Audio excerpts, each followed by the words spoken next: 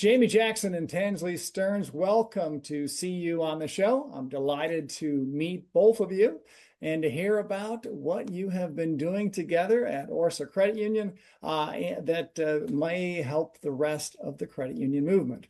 So as always, I'd like to know a little bit about how did you get started working in this wonderful movement? Let's start with you, Jamie. How did you get started working in the credit union movement? So started Arkatechture as a boutique data consultancy shop. In my prior lives, I had worked for large enterprise, deploying enterprise analytics solutions, but predominantly in the financial services, i.e. the big banking world. And being part of that big monolithic machine where you needed acts of Congress to change and guide project plans of some of the organizations I was working with, really kind of was lacking kind of that feedback loop of having impact for the customers at that point. I was the guy that was going to my local branches to talk to the tellers to kind of find how I could better serve them with the analytics solutions that we're deploying. So I actually stumbled into the credit union space by St. Mary's Bank, which was very confusing to me because it was the nation's first credit union. And they have bank in the name, so I did not know all the history that went into it. That'll And it was mess you really up, just to yeah. help.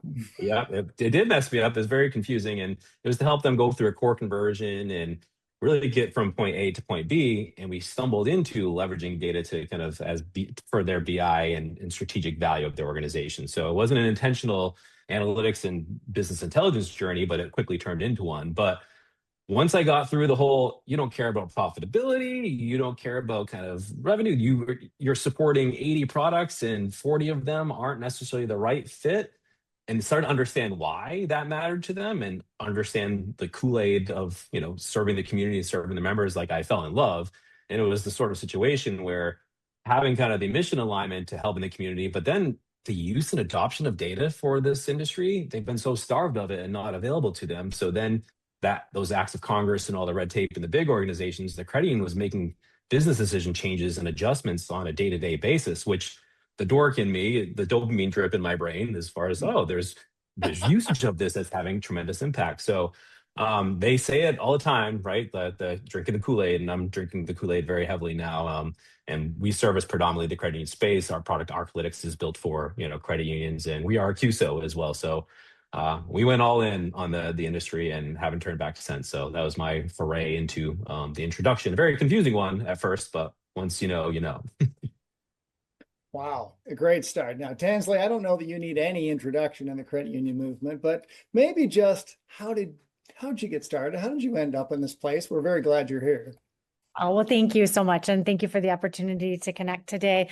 My story is very similar to many. I stumbled into credit unions. One of my impossible dreams is to make sure that we change that trajectory and that the next generation is all really enthusiastic to be working for credit union someday. And I think that that's something that we need to elevate. And I graduated from U of M. I was looking for jobs in both social work and marketing because at 21, who knows what they want to do with their life. And I found a small credit union that was hiring a marketing specialist and very quickly fell in love, and also very quickly had this dream to become a CEO. So my career took me all over this great country.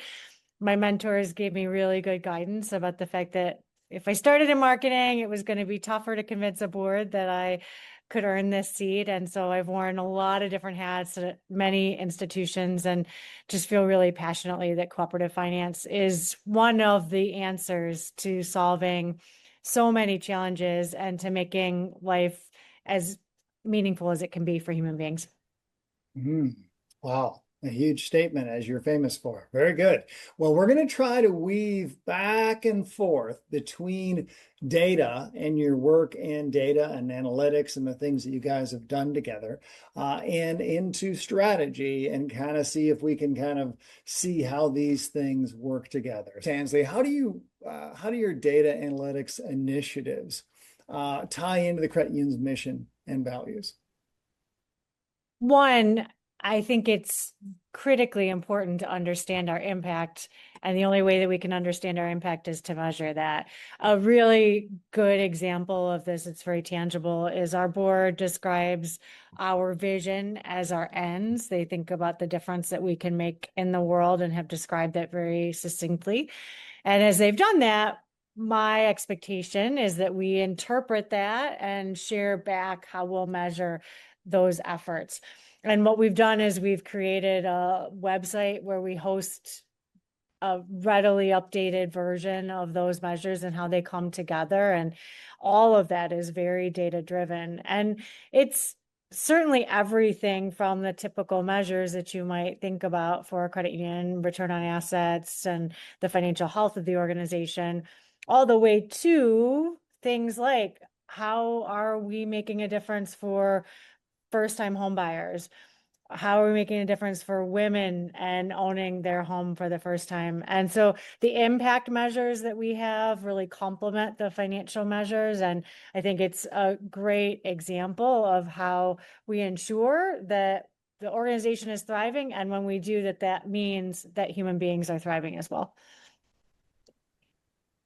The impact measures complement the financial members. Right, that's what you said. The impact measures complement the financial measures, which is a really interesting way, a better way, I think, of looking at it than the impact measures are a cost center. Can you go any further in that, Tansley? Well, the other thing that I would say is that it is about the organization understanding itself and understanding our performance. More importantly, I think when done well, and we've still got a journey to take here, is it's a way for human beings to understand why Orsa matters to them. You know, if we can be talking about the number of people that own their home because of Orsa, if we can be talking about how much money we're saving people, if we can really translate the difference we make in people's lives through data, that's a reason for somebody to shift. You know, one of the challenges I think credit unions face is that for the average American, we get lumped in with financial institutions. And quite frankly, the brand of financial institutions is not particularly good. You know, I had the opportunity during my time at Feline Research Institute to do a lot of studying with consumers. And I remember being in one credit union where we were talking about a situation that happened with a relatively large bank. And the question we had was, gosh, you know, will you be changing for those that were using that bank at the time? And the overwhelming response was something like, I don't really expect it to be much better. And I'm not sure it would be at any other financial institution. And so when we talk about our purpose as an organization, that sounds great. I'm enthusiastic about it. We have work to do to make sure that everyday Americans understand the impact that we'll have on their lives, because changing is hard, even for those of us who've really invested in making it easy. You've got the obstacle of people thinking, you know, I've got these automated payments. I don't want to have a new piece of plastic. I don't want a new app. If we can describe our impact and the meaning it truly can provide in people's lives, that's a reason for them to shift. Outstanding. All right. So let's go over to you, Jamie. How do you help with capturing that for credit unions? I think that's what's unique about kind of the credit union space is that like even the term like deep personalization, it's like it's actually better advocacy. So it's not how do we sell them products, it's how do we advocate on the financial wellness of this member, right? So it's like a completely different mind shift as far as, hey, how do you just sell in more and how do you maximize the return versus how do you get the most value of that for the member directly themselves. And that's like the part that's intoxicating about working with this space and why, I mean, even the concept of member owned, like, why isn't that more on the forefront? Why is that pushed back to the back end, right? That means more and more in this day and age. So I think the data challenge has been, you know, if you look at the digital transformation that occurred over the last 4 to 5 years, which was required and necessary, and now you talk about what AI is going to do to push that even further, it just created more bespoke, siloed pieces of information. So then, which created a technology problem, which now your data is in 45 different silos as opposed to the 2 to 3 that it was before.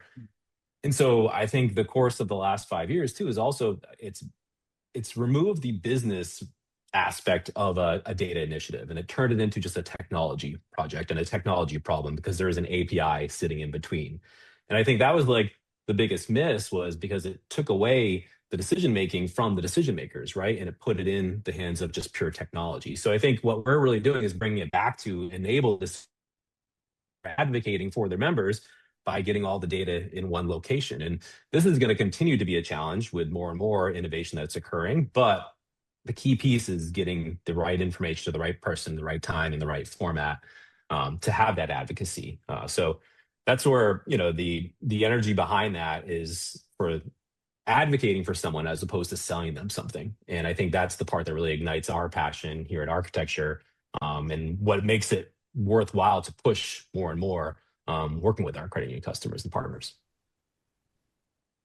So the how does data analytics and AI help to enable us to, again, what Tansley said is the difference in people's lives through data. How do you go about that? Like, what is the process? Like, what do you got to identify first? Where does the strategy need to come from? How does it get started at a credit union that has not yet started it? Yeah, and why I anchor down on that advocacy perspective, because this can get creepy really quick as well, right? Where, hey, your information is in many different places, in the marketing automation, in the CRM, in a chatbot, in an accounting platform, in your core platform, in your originations platform, hopefully not your collections and recoveries kind of platform, but all that information's in different places, right? So understanding me as a member at my credit union, like, you need to have all that information. If that experience isn't, someone calls in the call center, walks in their branch, and they have to say, oh, the internet's very slow today. Meanwhile, they're just pulling up the 14 different screens on their system to have that single pane and view of things. So I always say, just get it all in one place first. That's table stakes, right? Getting into one location of all your various systems. And then that single source of truth where you make the Jamie Jackson member record. And Tansley, like, I don't know if this one resonates with you, but like, the definition of an active member, usually there's like 5 different definitions at a credit union, right? So sometimes it's just getting everyone at the table to finally agree on what that governed set of information is and what that definition is across the board. And then you start to build your business intelligence, your reporting. And if you imagine, like, if we're pushing the boundaries of more automation and more underwriting and more decisioning, garbage in, garbage out on the AI that you're looking to use. So these are 2 foundational steps. Get in one place, and then see and trust it and believe in it as an organization. If you don't do those first 2 steps, like, you're just running to something that has the buzzword and doesn't have the meaning behind it. So that's step 1, step 2, in keeping it simple. But sometimes that active member definition conversation can be a tough one, where you have some pretty heated debates at the credit union around what their opinions are of that. Tansley, did you have anything to add to that? Especially, I would love to hear about the strategy discussions that led to where you go into capturing the single source of truth and the one definition of an active member. Maybe you get to one definition. Maybe that's a work in process. No, it's critical, and it isn't something that's uniform. I think what Jamie points to is the challenge, which is, I've worked at several different credit unions. All of them had different points of view on that. And I'd love it if we as credit unions were all aligned on it, because it makes comparing credit unions even more challenging. Not that we need to compare ourselves to one another. And I do think it's one of those moments around data that is not as seamless as what it could possibly be. For us at Orsa, we are really committed to, again, creating impact through cooperative finance. When we were unpacking our priorities, one of them had to be, how do we have better information? The way I like to think about it is really the headlights of a car. If we're driving down this road serving Michiganders and it's a thunderstorm and now it's gotten really cold and it's hailing and my windshield wipers don't work and I'm not using my headlights, it's really, really difficult to know what's going to happen. And it can even be a little bit terrifying. We need data to have those headlights and to have the windshield wipers work really well. And that data guides decision making. And it also really helps us to understand, how is the strategy working? We have a pillar of our strategy that is to be a best friend to women and those who love them. I have to be able to measure that and understand that, and also understand the needs of the members that we're serving. I think it's critically important to have some signals around times where we might be at risk of losing members. And, all of those things can come out of data. And I really think Jamie's point is an interesting one. During my time at Feline, we had several white papers about data. Of course, we were talking about big data at the time. And I remember distinctly from the time that we were first doing that very first white paper to a couple years later, when I was first in boardrooms, board members were like, no, this is super creepy. We don't want to do that. This isn't right. Our members aren't going to like this. Trust is everything. Trust is everything. And they're not going to trust us if we don't use it, because all of us normalized this data being used. And so it's almost a little strange if a credit union isn't. You wonder, gosh, is there a sophistication issue? What's going on? Why wouldn't they be using it? So, I think it's incumbent upon all of us to understand, first of all, as we began, what's the strategy? What is it we're trying to accomplish? And how do we understand through data where we are today, where we need to get to, and how we're progressing over time? Thanks for buttoning that up for me, Tansley. I realized I just left it at it could be creepy real quick and didn't say why it's creepy, potentially because of all that tracking that is happening out there. But it's like, tying it to the value that the member is getting. It's that. So, yeah, that's right. appreciate Well, that. the example I often give, I have this very bad habit. I love a Diet Coke, maybe more than one. And, I would love my credit union to say, gosh, Tansley, you're spending X amount on Diet Coke, you're spending X amount on this. Here's a slight adjustment you might make, right? And this is what it would take for you to do that. I think those nudges are really, really useful. I'm very used to getting those kinds of nudges as a consumer. And if my financial institution is proactively helping me to make better financial decisions, that's going to improve my loyalty and trust, I think, in the long term. And I'm very willing to hear that because I know my financial institution has that data. Yes, but are they ready to use it, right? That's the question, is are they ready to use it? So what have you guys been working on together? What have the credit union and Arkatechture been working on?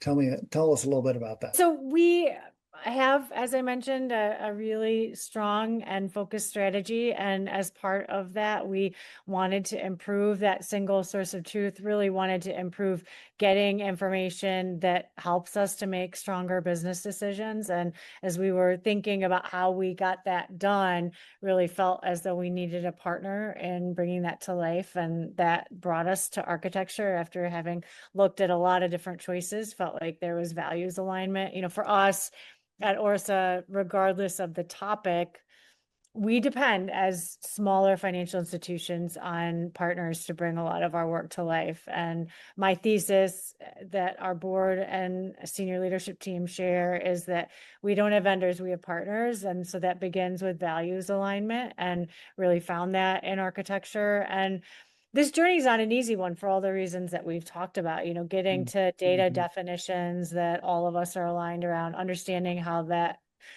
all of the systems are going to plug in together. I think both of you mentioned we, again, as credit unions, depend on lots of different partners to bring our work to life. So we have our core system, we have our mobile banking system, we have lending systems. All of those have to come together in order for that data picture to be as crystal clear as it can be. So this is a big, big project for us. And I believe one of the more important ones, because it's going to ensure that we have the right information to have that really clear view as we're driving through a storm and get to a sunnier day. And also that we can digest that information and share it back so that Michiganders understand the impact that Orsa makes.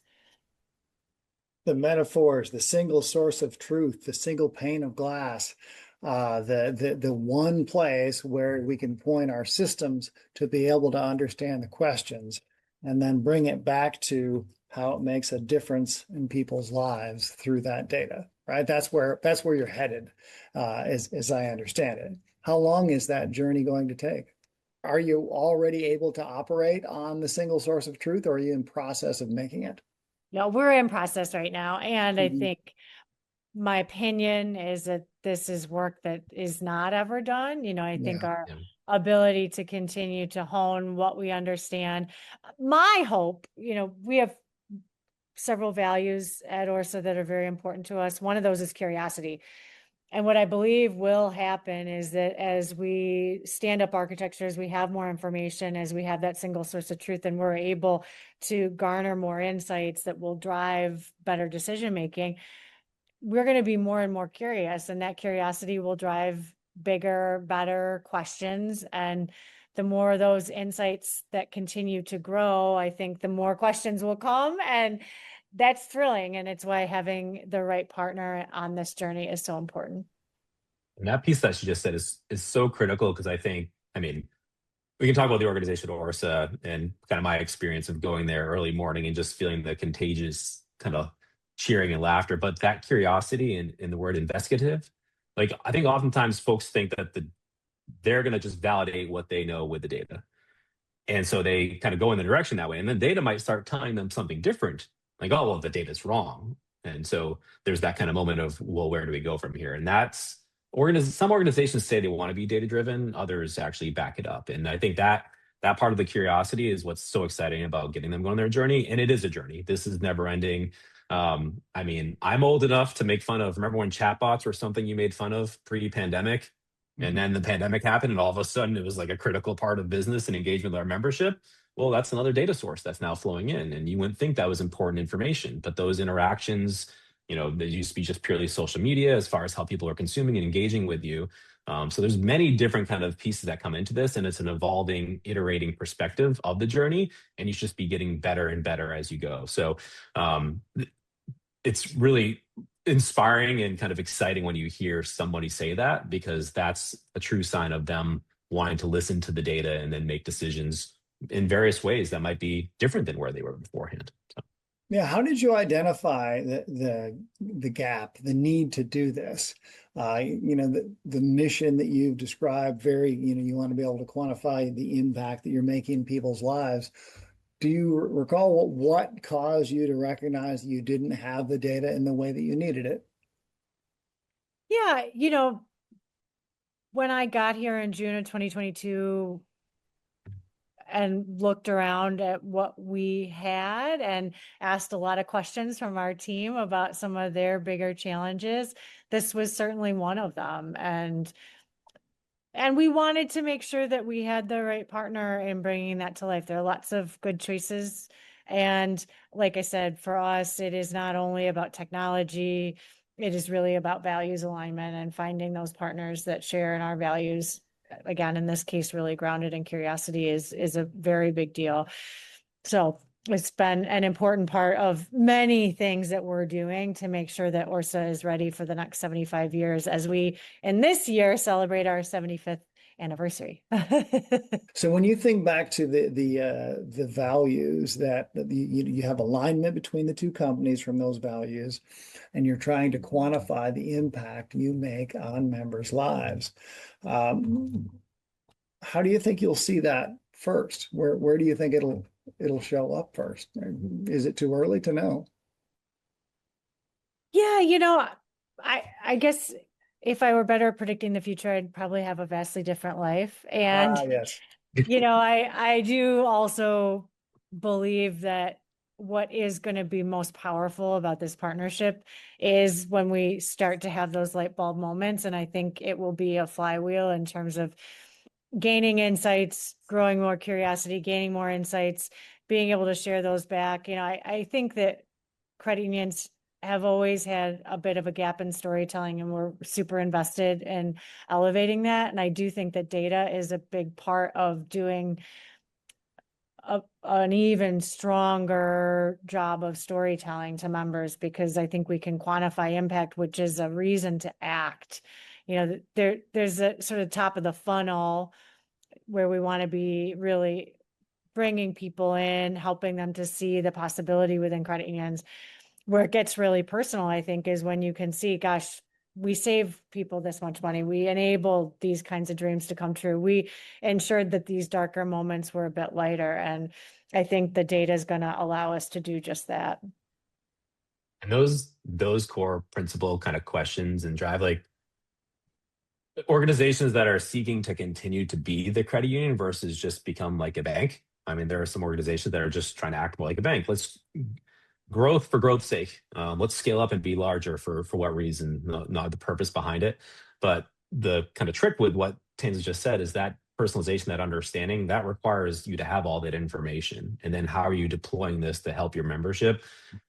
We had one credit union, a customer of ours that they ran their, well, first they came into the perspective of, we want to have the next best product to put in front of every single one of our members. And then we had the conversations like, no, you don't. Because if that actually happened and it was successful, you'd have an onslaught of incoming inbound to you, and you would not be able to handle this. You'd not be equipped to respond. And then everyone would be even more angry at you for not doing anything after you got them to the table. And then they ran, like, it was a credit card campaign for 20 members. They had something like 15 out of those 20 converted. And then they built out the marketing kind of memory and muscle. And then they got wider and wider and wider. But they had a specific segment of their membership that they're going after. And I mean, I am a person of mission as well. And everything Tansley's kind of talked about where Orsa aligns is passion areas of myself. I have two little girls, first before I had the son. And man, boys are different than girls when you're raising them. I will tell you that, and how humbling that is as an experience. So when you're kind of driven by the mission, you need certain data assets, but then you start deploying it much faster than a pure revenue generator. So I'm excited to kind of watch where Orsa goes. And this doesn't have to be, this isn't a multi-year kind of journey to get there. This is the sort of thing they'll be up in motion with this stuff in the months to come, and then evolving and iterating from there. So I'm obviously a big fan, if you couldn't tell already, but I think passion drives success, and their organization is full of passion for sure. You both described a mission-driven organization from one that masks itself as one that just markets itself as a mission-driven organization. How do you see that difference in the movement, or how do you see that difference anywhere? I mean, to me, I think it's really about, again, it does come back to data. It's the difference between words and words married with actions that lead to different results. I always want us to be very, very thoughtful about what it is that we're saying. That's not because I was an English major or because I started my career in marketing. It's because words are cheap if they aren't backed up by the things that we're doing. And how we activate those things then translates to change in people's lives, and being able to share that more broadly should allow us to manifest more change. So it is certainly about telling the story that matters deeply. And we should only be telling that story and shouting it from the rooftops when we can back up that story with our actions. In other recordings that I've done, one of the key takeaways that I've had is how the credit union industry has more trust, particularly from younger members than other financial institutions might have. And as you dig into the clarity of the single source of truth, the data, how do you think that might resonate with the younger generation different than the older? You mean, Jamie, you mentioned that it was a little bit scary, or some similar term to kind of getting all this information together. And I think folks with some age, as some of us like me have, can have that feeling of the big brother experience. Too much. You're leaning in too much. And then the younger folks, of course, want it to be completely custom to their experience, because that is the Amazoning of the customer.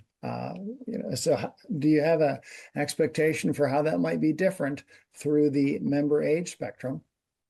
Yeah, and I mean, I think, and they're entitled to, entitled's like a dangerous word to use, but I mean, I once considered myself in the younger generation. I am not by any means any longer, but there are folks that when it was there. That's right. But I mean, their financial literacy that they're getting is through TikTok videos. Like, they're learning how to do finance through TikTok. So they're consuming information. You start talking at the top of the hour about YouTube is kind of the means and the method.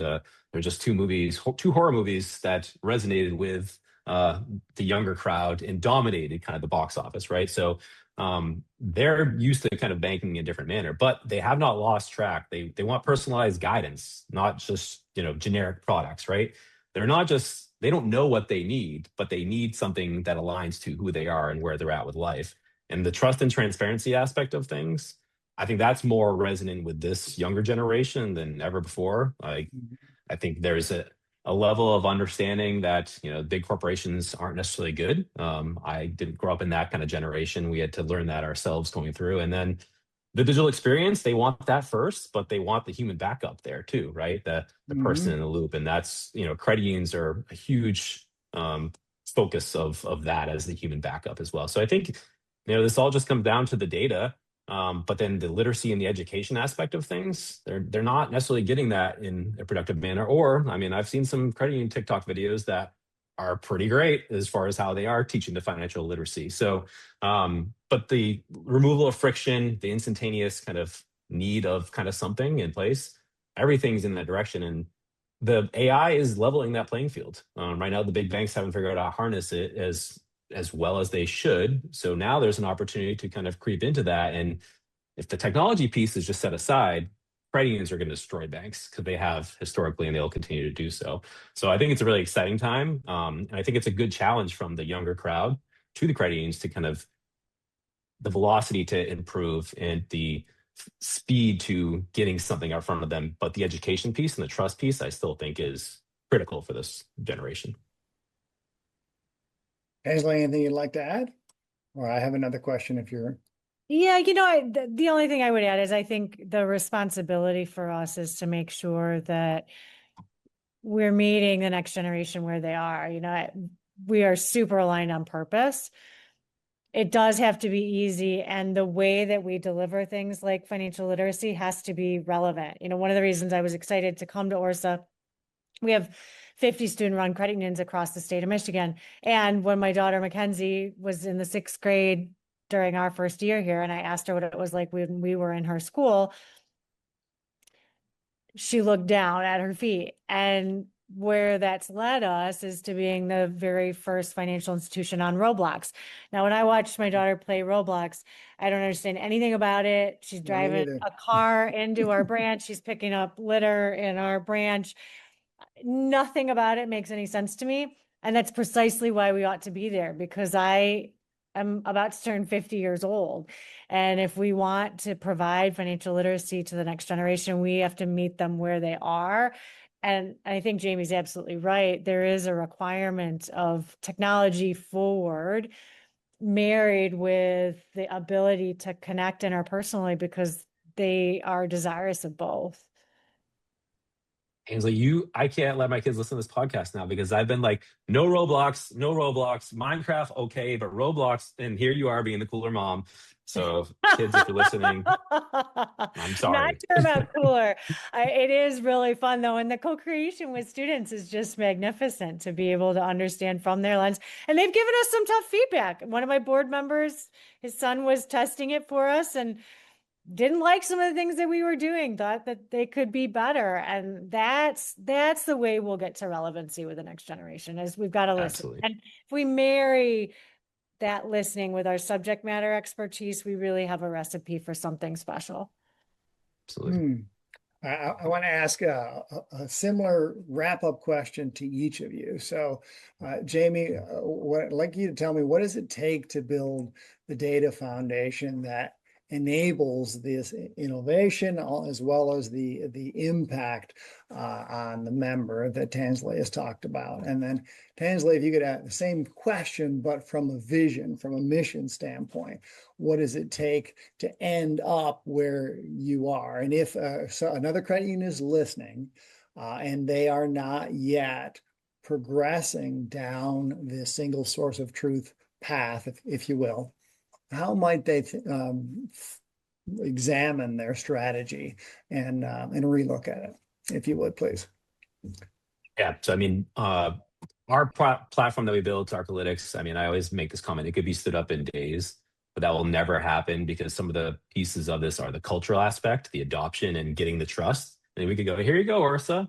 Here it is right out of the box. And well, I need to know more. And they need to see it. They need to define it. They need to customize it to their liking. Each credit union is unique. I mean, sometimes they think that too much, and there are a lot of similarities that could be consolidated. And that active members, I agree with you there, Tansley, as well. So we typically will deploy in 2 to 6 months, working with full training, like production acceptance, walking it through where the whole organization. What I love about Orsa too is it's not just a certain set of people using reports and content. It's their whole organization. You see her leadership team and her management team. They're all passionate about this. So we typically have credit unions up in anywhere from 2 to 6 months. Like I said, it could take days. They'll never do that.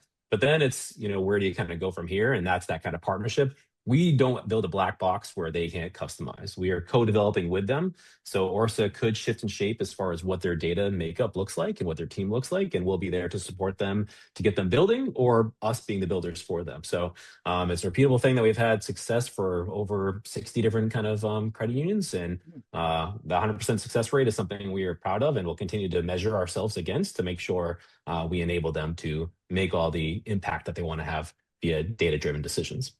And I believe I said earlier that you're a QSO, so credit union owned is always nice to see.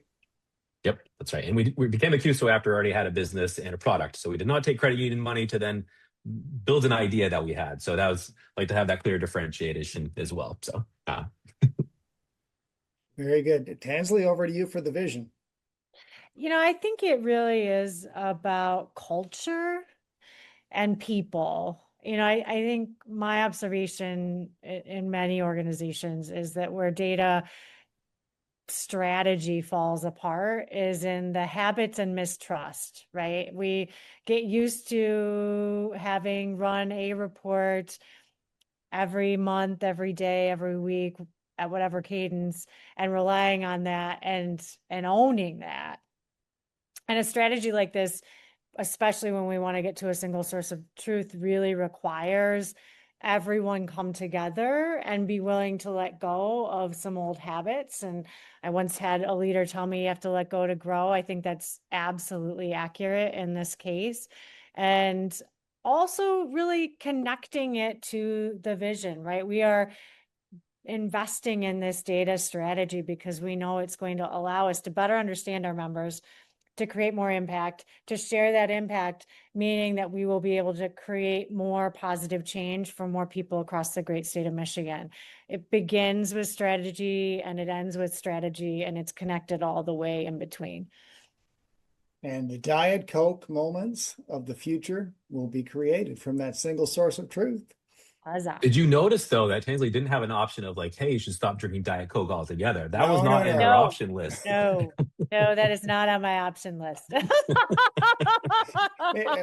That's where I thought you were going at first. And I'm like, oh, nope, she's going to continue on. So no. I think she was offering awareness as the single step in the book, just awareness. The Diet Coke as a percentage of your monthly spending. That's right. That's right. Well, thank you so much for taking the time for the work you do for the members of Orsa and the greater members of the credit union movement. I love the good stuff that we do in this industry. And if our listeners want to learn more about the work you're doing together, obviously Orsa Credit Union is an easy entity to find. Arkatechture has a little bit of interesting spelling. Jamie, tell us a little bit about how they can find your information if they'd like to. Oh, you mean it's the right way to spell Arkatechture. Now, if you look at our name long enough, you'll just see that being the correct way. But you should do a quick Google search of Arkatechture, spelled a little bit differently, but very much out there on the internet. Have our social media as well, but arkatechure.com. Again, you won't be able to see it the wrong way after seeing it this way. So yeah. Very good. Very good. The single source of architecture. There you are. Yes, there we go. Yes. Well, thanks so much to both of you. Thank you. Thank you, Doug. Your 457F is a powerful benefit, but a massive tax burden when it vests. ACT Advisors specializes in credit union executive wealth. Ask us about the 457F rescue plan to shield your payout today. Visit actadvisors.com/CUExec.